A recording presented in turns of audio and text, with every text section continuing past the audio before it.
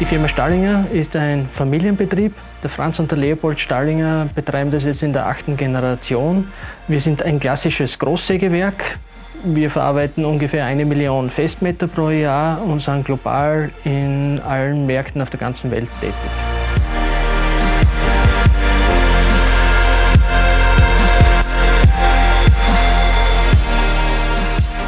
Unsere Kernkompetenz hat sich eigentlich die letzten 100 Jahre nicht verändert. Wir machen aus was Runden was Eckiges.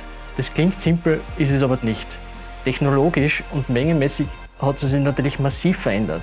Aber wir schneiden nicht mehr mit einem Venezianergatter, sondern mit einer vollautomatischen Profiliertechnik.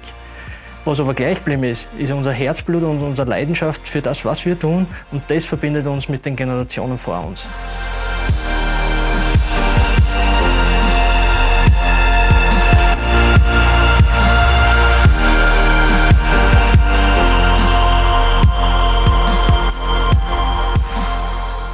Flexibilität ist der entscheidende Faktor für die Zukunft. Wer schnell und gut auf die kurzfristigen Änderungen, sei es jetzt auf der Beschaffungsseite oder auf der Vertriebsseite, wer da schnell reagieren kann, der wird wirtschaftlich erfolgreich sein. Und das ist genau der Grund, warum wir in eine Profilierlinie investiert haben, weil das gibt uns für die Zukunft die Sicherheit, in jeglichem Bereich flexibel agieren zu können.